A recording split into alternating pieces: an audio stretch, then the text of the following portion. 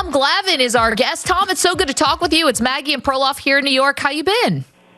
I'm great. How are you guys? Man, I wish we could say we're doing as well as the Atlanta freaking Braves. I mean, this team cannot lose. They have not lost in the month of June. They're on a 13-0 streak. I mean, Tom, you're close to this team. What was the turning point after getting off to just a so-so start? Well, I mean, I think some of it is good luck. They run into a soft part of their schedule. But, even having said that, you don't expect to go out and win 13 games in a row. I mean, I think they were a team that were pitching well. Their offense was kind of sporadic. Certainly Ronald Acuna in and out of the lineup with injuries. So now having him on a steady basis has certainly helped. But, I think more than anything, offensively, they've all kind of hit their stride a little bit. For a while there had a couple guys that would be hot and then a bunch of guys that weren't, never really had anybody going at the same time. And now they do. And that coincides, like I said, with a portion of their schedule that, I think when you look at your season as a team, as a player, you try to identify those soft spots in the schedule where, okay, these are games that we should win. And when you identify those soft spots, like I said, you're anticipating winning series. You anticipate winning 2 out of 3 or winning 3 out of 4, those kinds of things. You never anticipate doing what they're doing right now. But, again, the combination of good pitching, their hitting has gotten hot, and they're in that portion of their schedule where they can take advantage of it. All those things have come together, and it's been fun to watch. Tom, we did some research. You've been a part of a couple long streaks. What's it like on the team when you're on that kind of streak? Do you have superstitions, or does it feel like everything's going to go right? Do you talk about the win streak, or is it like one of those baseball things where you don't acknowledge it? It's funny. I think either way, whether you're on a good streak or a bad streak, you're always aware of it, and you're always anticipating to some extent the same outcome. I know when you're going through a bad streak, you find yourself during the course of a game waiting to see what's going to go wrong. And I think the opposite is true when you're on a streak. When you're on a streak like that, it doesn't matter what the score is or where you are in the ball game. You just know you're going to figure out a way to win. And that's a good feeling. I know, like I said, being on a couple of those as a player, it's almost like you harken back to your high school days or your Little League days where you seemingly win every game, right? And you just don't expect to do that at that level. But when you're doing it, it's a ton of fun. Everybody's aware of it. Like I said, when it's going good, you're just waiting to see how you're going to win on that particular night. But at the same time, you just take the field with a ton of confidence. You know it's going right. You know everything's firing on all cylinders and everybody's kind of doing their thing collectively. And you just, you don't, to a certain extent, you don't do this, obviously. You don't just sit back and relax and watch it and let it play out, but you do a little bit, right? You go out there and you play hard and you do your thing. But like I said, in the back of your mind, you guys got it going on, and you're just kind of waiting to see how you're going to win tonight's game. Tom Glavine is our guest, and obviously it's still very early on in the season. But, Tom, you win 13 straight. You think that would catapult you to the top of the division, yet there are the Mets sitting in first place. From what you've seen of the New York Mets, do you think this team, cannot be caught, or do you expect that the Braves are going to chase them down? No, I think, if you're the Mets, you're not thinking you can't be caught, and if you're the Braves, you're not thinking that you can't catch the Mets. So, I think if you were to look at where things are, I think that was I did an interview, a couple of weeks ago, I guess right before the Braves started this streak, and the question at that point in time was, they're a very similar situation to what they were last year, right, where they couldn't quite get things going. But the silver lining last year was nobody in the division took charge. This year, the difference was the Mets, and the Mets had taken charge of the division, and you just wondered if the Braves didn't find their footing. Were they going to get too far behind the Mets to when, if and when they did, was the gap too big?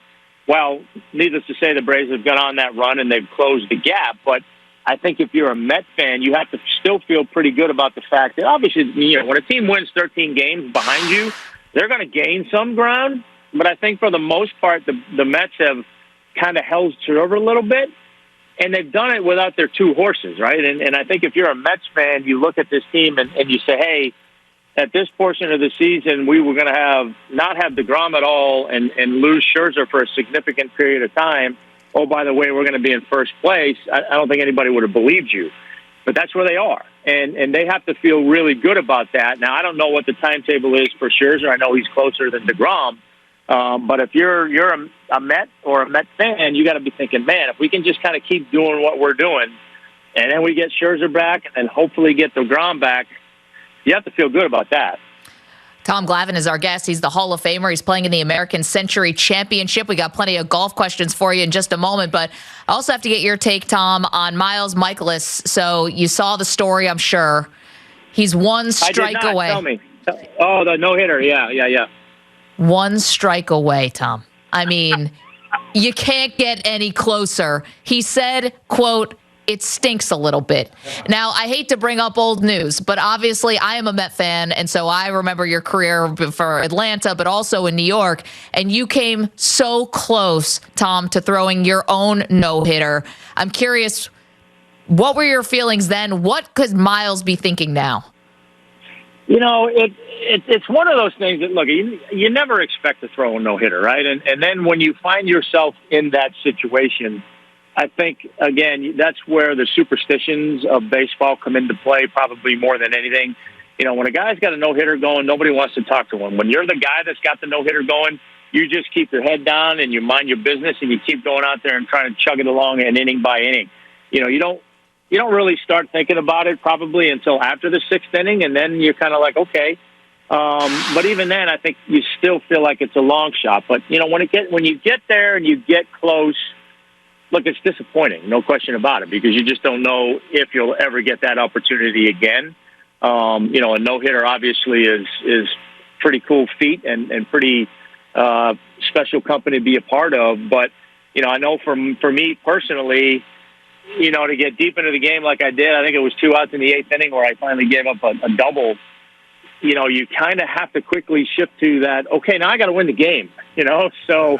Which you did, by the way. Which you did. I did. Complete one-hit shutout. You struck out 8. You walked 1. Beat the Rockies that day 4-0. We remember, Tom. It was great. It was also your 17th season, by the way. Yeah, I was an old goat at that point in time, yeah. So, Tom, we're looking at the odds for the American Century Championship Celebrity Tournament. Now, there's some pitchers ahead of you that I think, I don't know if you've seen these odds, but I want to give you some bulletin board material. You are lower than Tim Wakefield, Kevin Millar, John Lester. Now, you could take these guys, can't you? Well, I'll tell you what. Wakefield's a sneaky good player. Okay. Millar and Lester bothers me a little bit. I'm not going to lie about that. I will say this.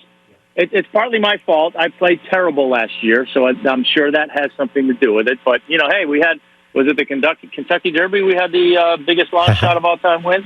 So why not? Calling your shot now, Tom Glavine, winning the American Century Championship. We love it. Yeah, and by the way, I mean, why not?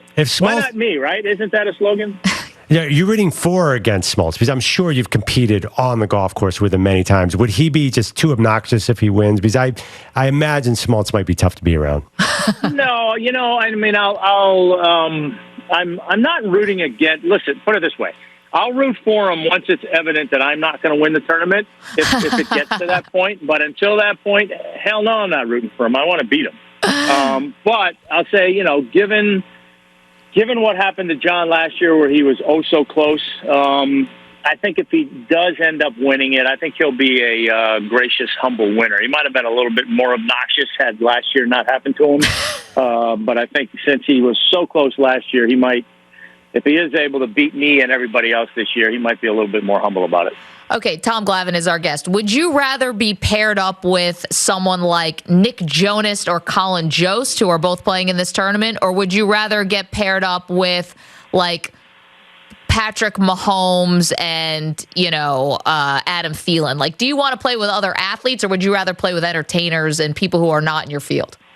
I mean, that's a tough call. That's a good question, because I think when you're in the field with entertainers, particularly comedians, you know you're going to have a laugh, right? So, you know, if it's not the best round or things aren't going the way you want them to go, you're going to laugh. So, and you always want to at least have a good time on the golf course. Now, some of those other guys, Mahomes or Aaron Rodgers or guys like that, they'd be fun to play with too, because I think athlete to athlete, there's always an appreciation for guys who do it at a high level. And certainly I'm no different in that regard, and I'm a huge football fan. So, I would not be upset with any of those pairings. I can tell you that. The only comedian I see on the list is Larry the Cable Guy. Yeah.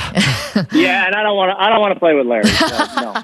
Yeah. Too much Nebraska with talk Larry, with I'm that not guy. Playing very well. Yeah. All right, Tom. Non-baseball sport. You have a choice. You can either win the U.S. Open in golf or win a Stanley Cup, because everyone knows you're an elite drafted hockey player. So you get a hockey title or a golf title. Which would you want? I'd say that's an easy one. That's give me the Stanley Cup all day long. I think it's the greatest trophy in sports, and anytime you can you get a few days to spend with a trophy, it tells you how good that trophy is. And I think we've all seen some of the crazy stuff that guys do when they get the Stanley Cup, so that would be fun to do. Yeah, you can't drink out of a World Series trophy, right? Like, there's nowhere to put the beer. No, you can't. So exactly right. What I always think is fascinating is we all know that a lot of stuff has happened to that Stanley Cup trophy, yet people continue to put their babies in there. I'm like, don't you know what's happened in that thing? Don't put your baby in there. Tom Glavine is our guest. Yeah, that's probably, more so, don't want to be drinking out of it after somebody's had their baby in there, right? But, I'm hopeful, at least, that in today's world where, we've had to deal with some germs for the last few years, that thing gets cleaned out from player to player. Seriously, that thing needs to get scrubbed down. Really good call. Post-COVID Stanley Cup has got to get really washed down. Tom Glavine is our guest. Wait, first, I just got a couple more pitcher questions for you, Tom, but do you have a pick for the Stanley Cup Finals? Starts tonight. Only because I'm tired of the Avalanche. I'm not the Avalanche. The Lightning winning. The Lightning winning. I'm going with the Avalanche, but I do like the Avalanche. I love watching them play. They're deep. They're fast. Nate McKinnon is some kind of fun to watch. So I'm rooting for the Avalanche. Okay, and finally, back to the pitching, because you can settle a big show debate here between me and my partner here, Andrew Perloff, which is the future of Shohei Ohtani. Now, I believe that the future of Shohei Ohtani is obviously on the mound. Perloff believes it's obviously at the plate. Now, I know I'm asking a pitcher this, but... Wait, a pitcher, by the way, who famously had a commercial, chicks dig the long ball, so he's going to want him to hit. So, Tom, it's up to you. You've got to settle this for us. What should Ohtani's future be if he can only pick one? Well, I'm going to say this initially. Why choose when you don't have to just yet? I mean, I'm envious of the guy. I would have loved to have been able to play outfield and hit and pitch at the same time, but obviously that wasn't an opportunity. I hope he does both as long as he can, but I think if he had to settle on one, I just feel like he's got a chance to be a little bit more dominant as a pitcher than he does as a hitter. And final one for you, Tom. Steven Strasburg, obviously, you've watched him a lot being in the division, with the Washington Nationals, and now just had another injury setback. Like, what can we learn from Strasburg's career? The pitch counts and the inning limit from the very beginning to then winning a World Series to now more injury concerns. Like, what's the big takeaway from this career that we've been following for so long? That's a great question. We obviously live in an era now where pitchers are much more coddled than they ever used to be. And I say that with a grain of salt because I talk to people about, or at least say this all the time with people when they talk about this stuff.